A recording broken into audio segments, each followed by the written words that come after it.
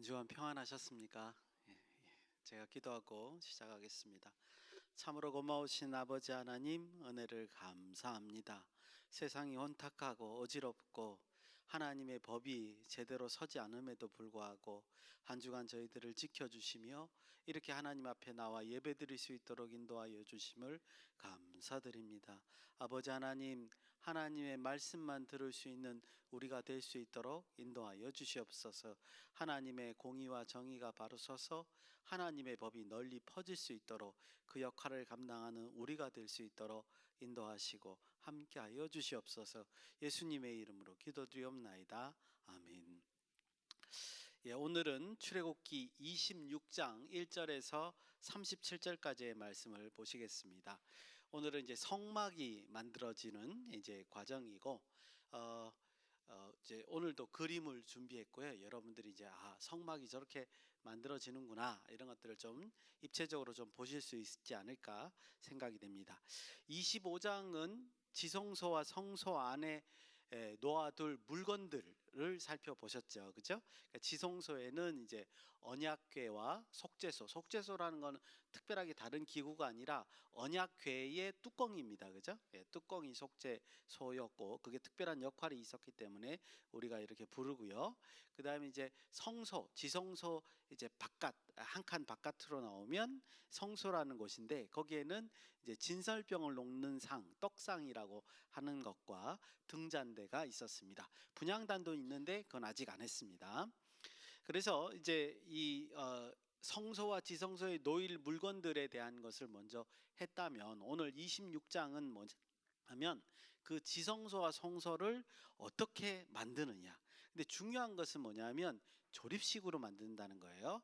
또 조립식으로 만드는 것보다 더 중요한 거는 이게 이동을 해야 된다는 거죠. 그래서 여러분들은 지금 어쩌면 세계 최초의 특히 신전이라고 불리는 조립식 이동식 신전을 관찰하시게 되는 겁니다. 놀라운 거죠. 사실은 이따가 이제 그림을 보시면서 한번 살펴보겠습니다. 잘 아시다시피 지금 이 하나님께서 모세에게 명령하시는, 그러니까 이 성막을 지으라고 하는 이 명령하는 장소가 시내산입니다. 그렇다는 것은 이제 이스라엘 백성들이 이 성막을 들고 가나안 땅으로 이동을 해야 되거든요. 그렇다면 이제 성소에 해당되는 이 성막이 세 가지 조건이 성립되게끔 만들어야 됩니다. 첫 번째는 뭐냐면 조립식이어야 된다는 거. 아까도 말씀드린 조립할 수 있도록 해야 된다는 거. 둘째는 비슷한 말이지만 이게 조립과 분해가 가능하도록 해야 된다는 거죠. 모두 다 가능해야 되니. 우리 조립식이라 그러면 조립해서 지어놓으면 끝일 수 있잖아요, 그죠? 요즘에 농막이라든가 이런 것도 짓게 되는데 그렇다고 해서 분해해서 쓸 수 있는 건 아니거든요. 근데 여기는 뭐냐면 조립하고 분해가 가능하도록 만들어야 된다는 겁니다. 그러니까 조립식이 돼 분해도 가능하도록. 세 번째는 뭐냐면 이 전체가 이동할 수 있어야 됩니다. 그리고 또 만들고 또 그 다음에 분해하고 또 이동하고 이렇게 이제 이 세 가지 조건을 다 맞추는 성소, 거룩한 장소가 만들어져야 된다는 점을 우리는 기억을 하셔야 됩니다. 그래서 고대 근동 당시에 이렇게 천지 만물을 지으시고 세상을 주관하시는 하나님의 임재처소가 어떻게 이동식 조립식 건물이 되는가를 우리가 이제 목격할 수 있는 부분이죠. 굉장히 다른 어떤 거대한 건축물에 비하면 단순한 구조물일 겁니다. 그죠? 상대적으로. 그렇지만 이스라엘 입장에서는 하나님과 함께 이동하는 아주 효율적인 하나님의 처소가 될 것이다 라는 점을 우리가 잘 보시면 좋겠습니다. 오늘 1절에서 이제 37절까지 쭉 이제 내용들이 나오는데요. 이제 이거를 읽으면서 이렇게 따라가려면 따져야 될 게 많습니다. 그래서 제가 이제 부분별로 요약을 해서 그림과 함께 여러분들에게 이제 이해를 시키드리려고 이제 합니다. 그래서 그 구조물이 어떻게 생겼다라는 거 좀 보셨으면 좋겠고요. 그다음에 그 의미가 뭔가 전체적으로 물론 저번에도 말씀드렸지만 이거 하나하나의 의미가 무언가를 알기는 어렵습니다. 그래서 이제 전체적인 의미가 뭔가를 한번 살펴보도록 하겠습니다. 지난번에도 사실은 말씀을 드렸지만 제가 늘 특히 이 성막에 대해서 말씀을 드릴 때는 꼭 말씀드리는 게 하나 있죠. 26장도 이제 자료를 조사하고 정리를 하려고 하다 보니까 인터넷에 굉장히 많은 이제 이런 그 예수 그리스도와 그 사역에 관련되어서 성막과 비교하는 그런 자료들이 많은 것을 볼 수 있습니다. 어떤 자료들은 보면 정말 비유적으로 잘 설명했다 이런 생각이 감탄이 나올 정도의 좋은 자료들이 있는 것도 보는데요. 근데 이제 그 위험성에 대해서 지난번에도 말씀드리죠. 꼭 말씀드려야 될 것 같습니다. 우리는 성경에 있는 내용을 함부로 비유적으로 설명하는 것은 굉장히 위험하다고 생각을 합니다. 왜 그러냐 하면 비유적으로 해석한다는 말은 기준을 정할 수 없다는 뜻이 되기도 하기 때문에 그렇습니다. 기준을 정할 수 없다는 뜻은 하나님의 말씀을 오해할 수 있는 정도가 심해지는 거죠. 그래서 우리는 성경 본문을 함부로 비유적으로 설명하는 것은 굉장히 위험하다라는 것을 알 수 있습니다. 또 교회사, 교회의 역사 속에서도 그것이 입증이 됐죠. 중세 시대 때에는 이 성경을 비유적으로 해석했습니다. 그게 알레고리칼한 이제 해석이다 이렇게 표현을 했는데, 그래서 아시다시피 중세에는 많은 비유적 해석이 남발해서 오히려 하나님의 말씀의 뜻이 사라지게 되는 그런 교회의 역사가 있었고, 그거에 대해서 우리가 종교개혁이라는 걸 일으켰죠. 그래서 우리가 지금 한 이 개신교가 생겨나게 된 발단이 되기도 했죠. 하나님 말씀으로 돌아가자. 왜냐하면 너무 비유적으로 막 엉뚱한 이제 해석을 하게 되니까 하나님의 말씀에서 벗어나게 되는 거죠. 그래서 교회가 다른 방향으로 가게 되고, 지금도 아시겠습니다만 로마에 가면 막 흉상들이 막 어마어마한 흉상들이 있는 것을 볼 수 있습니다. 그죠? 그러니까 해석이 이제 다르게 되는 거죠. 그래서 이제 그런 역사적인 사실도 있었기 때문에 비유적으로 해석하는 건 굉장히 위험하다. 특별히 오늘 26장의 이 본문들을 쭉 보면요. 문자 그대로 성막을 지으라고 돼 있지 예수 그리스도와 그 사역에 대한 비유적인 암시는 없습니다. 여러분들 보시면 아시겠습니다만, 그래서 이거를 억지로 비유적으로 해석하시는 건 굉장히 무리가 있다라는 말씀을 드리고요. 만약에 신약의 저자들, 신약, 구약 말고 신약의 저자들이 이 구약에 있는 26장에 있는 성막의 일부분에 대해서 비유적으로 해석하면 우리는 그것을 인정을 합니다. 왜냐하면 신약의 저자들은 성령의 감동에 의해서 이제 기록을 했기 때문에 성령의 해석이다라고 우리가 받아들이는 거죠. 그래서 그거는 이제 이해가 가죠. 예를 들어서 조금 있으면 말씀드리는 이제 히브리서에도 여기에 해당돼서 그거는 비유적으로 우리가 이해를 하지만, 나머지 것들을 문자적인 아무런 뉘앙스도 없는데 그거를 비유적으로 해석하는 건 굉장히 위험하다. 이 점을 꼭 기억해 두시기 바랍니다. 요즘에는 인터넷만 들어가도 혹은 책만 보더라도 많은 자료들이 있는데 이제 이런 이제 성막에 대한 비유적인 해석이 아무리 은혜스럽게 읽혀진다 하더라도 그거는 위험하다라는 말씀을 꼭 드리고 싶습니다. 자, 출애굽기 26장은 세 부분으로 나눠집니다. 1절에서 14절은요 성막의 덮개.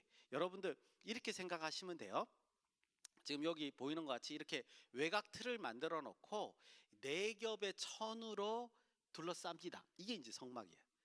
이렇게 아주 단순하게 외곽 틀을 만들고요. 거기에다가 네 겹의 천으로 다른 종류가 다른 천으로 둘러싸면 이게 이제 여기 안에 지성소가 있고 성소가 있습니다. 여러분들 그렇게 딱 이해를 하시면 되겠죠? 이제 우리 현대적으로 쉽게 컨테이너 박스 같은 거 하나에다가 이제 그 천 네 개를 이제 이렇게 크게 덮는다 이렇게 이해하시면 이제 전체적으로 저렇게 만드는구나 이렇게 이해해야 되고, 근데 이제 그 컨테이너 박스를 조립식으로 만든다 이렇게 이해하시면 될 것 같습니다. 그래서 성막의 덮개에 대해서는 1절에서 14절이고요. 두 번째 이제 15절에서 30절은 그 컨테이너 박스를 만드는 그 이제 널판지, 널판이 있는데 널판을 작게 만들어서 붙입니다. 그래서 이렇게 각각의 널판들을 어떻게 만드느냐가 나와 있고요. 세 번째 부분은 31절에서 34절에 이제 37절까지 휘장.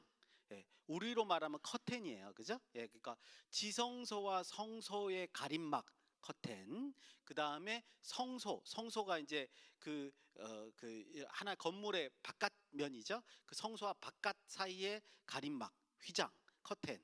예, 요거에 대해 두 가지 커튼에 대해서 또 이제 여러분들이 보시게 될 겁니다. 그래서 이제 이게 이제 조립식으로 만들어지고 해체도 쉽게 만들어지고 이동할 수 있도록 만들어지는 걸 볼 수 있죠. 여러분도 우리가 생각할 때 지금 이제 조금 이따 보시겠습니다만 그림으로 볼 때 별거 아닐 수 있어요. 근데 여러분들 지금 이 하나님께서 모세에게 지시하는 이때의 시기가 언제냐면은 지금으로부터 3,500년 전이에요. 그러니까 BC 1,500년 전이란 말이죠. 예, 그래서 3,500년 전에 이런 조립식 이동식 건물을 지시하셨다는 자체가 굉장히 놀라운 거죠. 예, 예, 인류가 만들어내는 어떤 물건도 놀랍지만 하나님께서 이렇게 3,500년 전에 지시했다는 자체가 하나님의 지혜가 어떠하신가를 단적으로 우리가 알 수 있죠. 그것도 어디서 만드는 거예요? 광야에서, 허벌판에서. 예, 예, 그 치장하는 이제 금속이나 이런 거 재료를 제외하고는요, 거기에 있는 도구들로, 그죠? 예, 만드는 거예요. 어마어마한 하나님의 지혜가 여기에 담겨져 있다, 이렇게 볼 수 있습니다. 제가 생각할 때는 이스라엘이 이 얘기를 듣고 나서 만들 때 굉장히 놀랐을 거라는 생각이 들은 것 같아요. 그죠? 우리로 말하면 그 건물을 짓는데, 아니 이게 조립식으로 만든다고? 그다음에 이동할 수 있다고? 이런 자체가 굉장히 큰 충격으로 이스라엘에게 다가가지 않았을까, 이런 생각이 듭니다. 우리 그거를 보시는 거예요. 1절 한번 보시겠습니다. 이제 먼저 그 커튼, 천 네 가지 만드는 장면입니다. 26장 1절을 제가 한번 앞에를 읽어보겠습니다. 너는 성막을 만들 때 가늘게 꼰 배실과 청색, 자색, 홍색 실로 그룹을 정교하게 수놓은 열폭 휘장을 만들지니, 이렇게 이제 1절에 시작하고 있습니다. 여러분들 이제 아시다시피 지난번에도 말씀드렸듯이 이제 청색, 자색, 홍색 이런 실들을 조합을 해서 만든다는 자체가 뭐를 의미하냐면, 이거는 자체가 뭐예요? 아주 귀한 것, 거룩한 것을 상징한다는 걸 알 수 있습니다. 그죠? 아무 때나 색깔을 사용하지 않죠. 더더군다나 레위기 19장 19절에 보면 이스라엘 백성에게 두 가지 재료 이상으로 조합된 옷감을 입지 말라, 이렇게 되어 있습니다. 그러니까 무슨 말이냐, 구별이죠. 제사장은 이런 옷을 입어요. 색깔이 있는 옷을 입는데 일반 백성들에게는 그렇게 입지 말라라고 돼 있고, 그것 자체가 거룩, 구별을 의미하는 것을 우리가 볼 수 있습니다. 그러니까 지금 여기에 청색, 자색, 홍색 실로 옷감을 만들어서 그거를 성소를 덮는다는 자체가 굉장히 이곳은 거룩한 곳이다 라는 것을 이제 상징한다, 이렇게 볼 수 있습니다. 아까도 말씀드렸듯이 덮개는 총 4개의 겹으로 이렇게 덮습니다. 이제 첫 번째 덮개부터, 그러니까 제일 안쪽의 덮개부터 차근차근 설명하고 있죠. 6절에 보니까 이거의 이름을 우리 성경에서는 성막이라고 표현했습니다. 그러니까 첫 번째 덮는 것을 성막이라고 표현을 했습니다. 4가지 실로, 그 다음에 성막은 특별한 게 뭐냐면 천사를 거기다가 수놓아야 돼요. 그룹을 수놓게 돼 있습니다. 그러니까 안쪽에 들어가는 거는 이제 천사를 수놓아서 이게 덮고요. 크기가 어느 정도냐? 28규빗에 4규빗, 이렇게 돼 있습니다. 우리말로 하면 14m, 그 다음에 폭은 2m.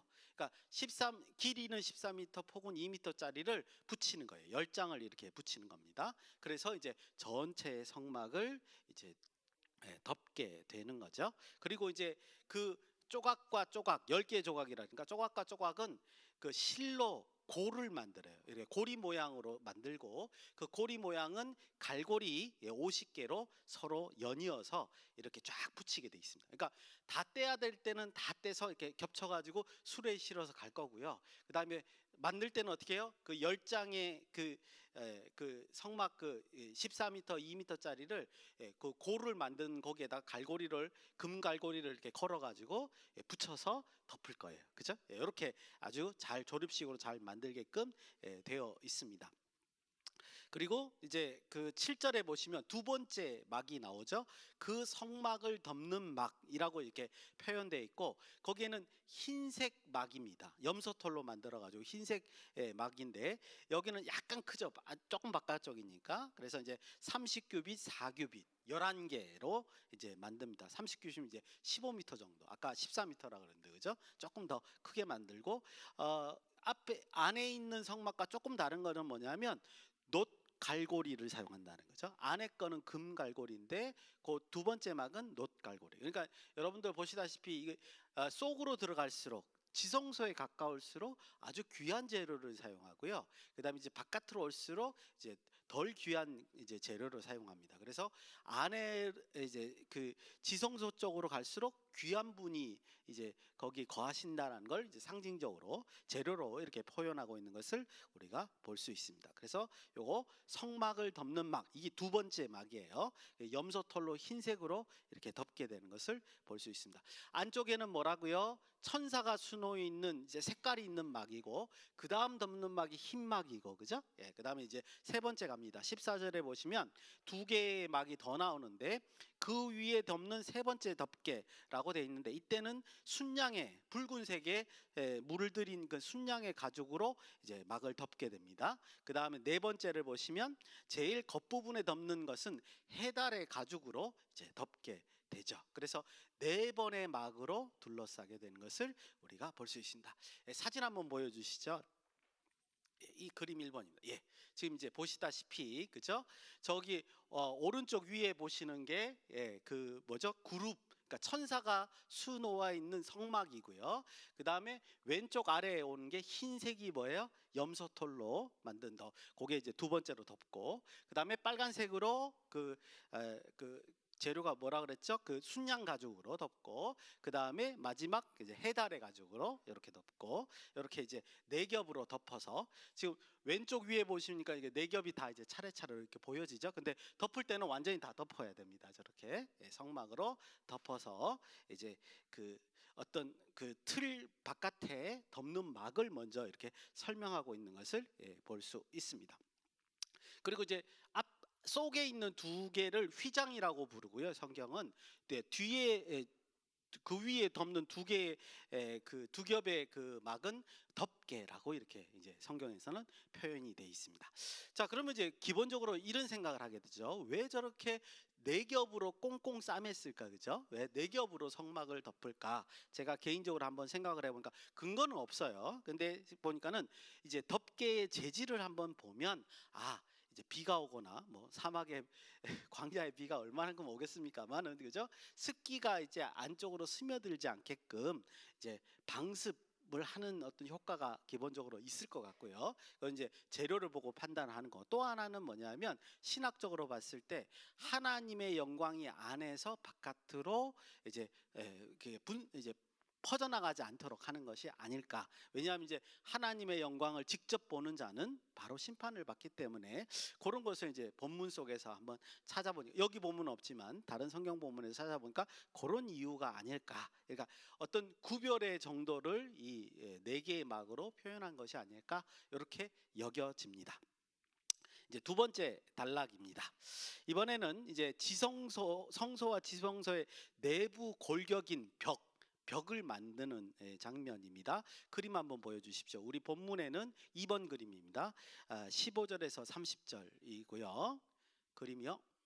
두 번째 사진입니다.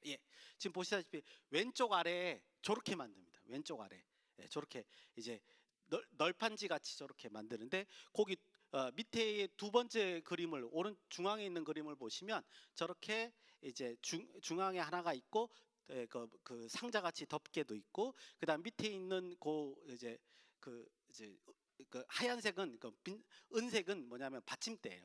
저게 이제 한 개당 40kg씩 80kg로 이제 밑 기둥을 만들고 거기 위에다 꽂고 그다음에 씌워서 저렇게 왼쪽에 있는 이제 기둥 같이 만들고요. 저거를 이제 갖다 붙이는 겁니다.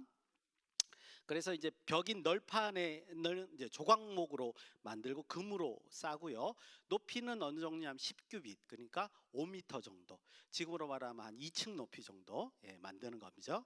5m 정도이고 지금 이제 그것을 이제 지금 저기 보시다시피 이쪽 왼쪽에 지금 보시다시피 다 쌓아 있는 모습인데요, 그죠? 여러분들 보시기에 오른쪽으로 보이는 지금 기둥이 5개 있는 것이 거기가 성소의 정문입니다.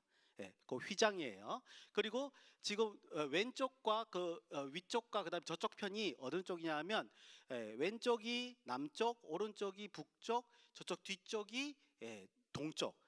죄송합니다. 서쪽. 그러니까 서쪽, 남쪽, 북쪽은 막으로 기둥으로 다 가려요.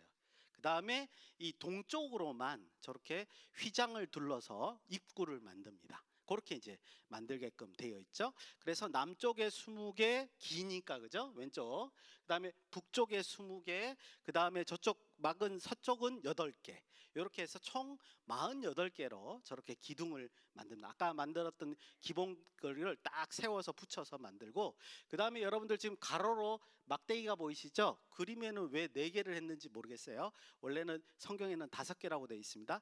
5개의 조각목 기둥을 하나를 옆으로 이렇게 가로짓습니다. 저렇게 찔러서 5개로 해서 이제 이 기둥들이 잘 붙어 있게끔 이렇게 합니다. 그래서 이제 저렇게 조립식 벽을 만들고 이제 분해는 이제 그 반대 순서로 이제 분해를 하면 되겠죠. 그런 다음에 이제 이동할 때는요, 무라리 자손들이 수레 4개에 이제 기둥을 싣고요. 그 다음에 그 게르손 자손들은 아까 말씀드렸던 덮개와 그 휘장들을 이제 접어서 이제 2개의 수레에 실어서 그렇게 이동하게끔 이제 되어 있습니다. 그래서 이제 여러분들 궁금하실 것 같아서 제가 이제 계산을 해보니까 지성소는 어떻게 되냐면 한 6평에서 7평 정도 됩니다. 그리고 이제 지성소가 저쪽 안쪽에 있죠. 그림 보시면 저기 왼쪽에 보시면 그림 보면 뭐 막이 하나 있죠, 그죠? 막의 그 작은 칸이 이제 지성소고 이 조금 더 큰 칸이 성소입니다. 지성소의 2배가 성소거든요. 그래서 이제 성소는 약 12평에서 15평, 다 합치면 18평에서 20평이 하나님이 임재하시는 표시인 성막이에요. 그러니까 하나님은 이 땅에 몇 평의 그 장 공간을 원하셨어요? 20평짜리. 우리 생각을 해야 돼요. 20평 넘게 사시면 생각을 좀 하실 필요가 있다, 이런 생각이 듭니다. 어쨌든 20평 정도의 공간을 하나님께서 요구하셨다, 이렇게 볼 수 있습니다. 이제 마지막으로 휘장 이제 보시겠습니다. 휘장은 이제 여기 지금 보시다시피 저기 왼쪽 그림에서 보면 저쪽 안에 있는 막, 그 다음에 여기 기둥 5개 있는 막, 요게 이제 이제 2개의 휘장이죠. 커튼이라고 생각하시면 되고, 지성소와 성소를 나누는 막이고, 그 다음에 이제 이 앞에는 저 바깥과 성소 앞쪽, 성소 입구를, 성소 안쪽을 이제 가르는 막, 이렇게 이해하시면 되겠습니다. 먼저 첫 번째 휘장은 저 안에 거를 말하는 거예요. 지성소와 이제 성소를 구분하는 막인데, 역시 4가지 색깔로 짜야 되고 여기에도 천사를 수놓습니다. 그런데 요 바깥에 있는 성소의 입구에 해당되는 이 막은 천사를 수놓는 말은 성경에 없습니다. 그러니까 안에 거하고 바깥의 차이점은 뭐냐면 이제 천사를 수놓느냐 수놓지 않느냐, 요 정도 차이가 아닐까 생각이 되고요. 그 다음에 이제 안에 있는 막은 기둥이 4개예요. 바깥에 있는 막은 기둥이 5개입니다. 그래서 이제 역시 똑같이 조각모로 만들어서 금으로 둘러싸서 기둥을 5개를 세우고 거기다 이제 커튼을 이제 다는 것이다, 이렇게 이해하시면 좋겠습니다. 근데 아까도 말씀드렸다시피 저 안에 있는 막이 중요하죠. 우리가 보통 휘장이라고 부르는 거, 안에 있는 막, 지성소와 성소의 그 휘장이, 아시다시피 예수님께서 십자가에 달리셔서 돌아가셨을 때 휘장이 위에서부터 아래로 찢어졌다라고 했을 때 그 휘장이 저 안에 있는 막, 막입니다. 그래서 이제 히브리서 10장 19절에서 20절에 의하면 그 휘장이 예수님의 몸을 가리킨다, 상징한다, 비유한다, 이렇게 말씀을 드렸고요. 그 말은 이제 이런 신학적인 의미를 갖게 되죠. 원래 저 지성소와 성소를 나누는 저 휘장은요, 1년에 딱 한 번만 열립니다. 왜요? 대제사장이 가야 되니까. 대제사장이 1년에 한 번 대속죄일 날 핏뿌리로 들어갔다 그냥 나와야 돼요. 그게 다예요. 즉 하나님께로 직접적으로 접근하는 건 그 1년에 딱 한 번인데, 근데 예수님께서 십자가에 달리심으로써 휘장을 찢으니까, 이제 아무나 예수님의 보혈을 의지하는 자는 하나님과 만날 수 있다라는 걸 상징적으로 보여주게 되는 거죠. 그래서 휘장이 찢어진 것은 그렇게 이제 의미를 갖게 되고, 성경은 이 26장에서는 이 이제 휘장의 이름이 있습니다. 파로케트 하코데시라고 이제 이름이 되는데, 번역하면 그 거룩한 곳의 휘장이라는 뜻입니다. 그래서 이름이 따로, 저 지성소와 성소를 나누는 그 막은 이름이 그 거룩한 곳의 휘장이라는 것이고, 그것이 하나님과 만나는 경계다, 이렇게 이해하시면 좋겠습니다. 자, 이제 세 번째 그림도 있네요. 세 번째 그림 한번 보여주시죠. 보시면 이제 여기 제사장이 있죠. 왼쪽에 이제 저 등잔대가 있고, 오른쪽에 떡상이 있고, 제사장 앞에 있는 게 분향단이고, 분향단 앞에 아까 말한 그 휘장, 그 거룩한 곳의 휘장, 그 휘장이 있고, 그 다음에 그 안쪽에 지성소이고, 거기에 이제 언약궤, 저 천사 모습이 있는 게 언약궤입니다, 그렇죠? 그 뚜껑을 굉장히 크게 그린 거죠. 천사들을 굉장히 크게 그려놨는데, 저게 이제 속죄소라는 것이고, 저기에 이제 하나님이 임재하시겠다 하는 것입니다. 그래서 저렇게 돼 있고, 지금 막도 위에 보니까, 기둥에 보니까, 그죠? 막도 이렇게 네 겹으로 돼 있는 것을 이제 사진으로 우리가 볼 수 있습니다. 이제 한 가지만 오늘 말씀을 통해서 우리가 얻을 수 있는 묵상을 한번 해보겠습니다. 먼저 이제 출애굽기를 이렇게 내용을 살펴보니까요, 성막에 관련된 장이 무려 13장이나 등장합니다. 그러니까 출애굽기가 40장인데 13장 정도 등장을 하게 되면, 그리고 이제 아시다시피 그 32장에서 34장 송아지 웅구상 숭배 사건으로 쓸데없는 게 이제 들어가 있고, 그다음 앞에 1장에서 15장은 출애굽하는 과정을 설명돼 있고, 그죠? 이런 것들을 이제 빼고 놨는데도 불구하고 13장이 성막과 관련된 내용으로 되어 있다는 것은 상당히 출애굽기는 성막을 만드는 것에 관심을 두고 있다, 이렇게 단적으로 말씀드려도 과언이 아닙니다. 대략 3분의 1 정도의 양이 되기 때문에 그렇습니다. 그러면 우리가 이런 생각을 해볼 수 있죠. 금방도 이제 보셨지만, 이 고대 근동의 어떤 문화에서 본다면 이 성소로서의 과연 이 성막이 가치가 있는 곳인가? 그렇지 않죠. 그렇게 웅장하지도 않습니다. 그리고 이건 또 조립식이에요, 그죠? 이동하는 그런 이제 건물의 형태를 이제 띠고 있습니다. 그러니까 굉장히 고대 근동에 비하면 수수하고 단순한 그런 모습으로 하나님께서 임재하시겠다, 이렇게 말씀하시는 걸 볼 수 있습니다. 그런데 이런 질문을 할 수 있습니다. 왜 이런 건물을 하나님께서는 직접적으로 정성 들여서 13장에 거쳐서 이것을 설명하고 계실까? 물론 이제 우리가 말씀드린 대로 앞에서도 하늘의 형상을 그대로, 그죠? 하늘 성소의 형상을 그대로 이제 지상 성소에다가 만든 것이 아닌가? 그래서 이제 하나님께서 일일이 설명하신 것이 아닌가? 이렇게도 우리가 볼 수 있습니다. 그런데 이 의미를 다른 쪽에서 한번 묵상을 해보면, 성막은 하나님의 임재는 아니지만 임재의 표시죠, 그죠? 하나님은 어디든지 계실 수 있으니까 여기만 계신다, 이렇게 말씀하시면 안 되죠. 그래서 이제 성막을 만들어 놓고 내가 너희들이 여기서 기도하면 그 기도를 들어준다라는 어떤 임재의 표시로서, 그러니까 함께함의 표시로서 만드는 것이 바로 성막이다라는 거죠. 근데 성막은 이스라엘 백성의 눈에 보이는 거잖아요, 그죠? 그러니까 그 이스라엘 눈에 보이는 하나님을 경배하는 장소라는 측면에서 굉장히 의미가 있었을 것이다라는 거죠. 그러니까 하나님이 함께 하신다는 걸 직접적으로 보여주시는 것이 아닌가 말씀드릴 수 있고요. 또 두 번째로 이것도 생각할 수 있습니다. 아까도 우리가 봤을 때는 이게 조립식이고 별거 아닌 것 같이 느껴질 수 있지만 현대 과학이나 이런 기술적인 측면에서 그 당시 3,500년 전에 저런 조립식 이동식 건물을 짓는다는 것은 상당한 놀라운 일이라는 거죠. 그 당시 문화에서는요. 그죠? 그래서 이거를 이스라엘 백성 등이 듣는 순간 우리가 이제 이스라엘 백성이 되었다고 생각하고 이 본문을 읽으셔야 된다는 거예요. 듣는 순간 이 지혜에 감탄할 수밖에 없다. 굉장히 정교하고 자세하고 질서가 잡혀 있다라는 생각을 했을 것이라 이렇게 우리가 상상해 볼 수 있습니다. 여러분들 그래서 이 모든 것을 종합해 보면요. 하나님의 지혜와 하나님의 이 배려하심을 이스라엘 백성들은 느꼈을 거라는 거죠. 이 성막을 보는 순간.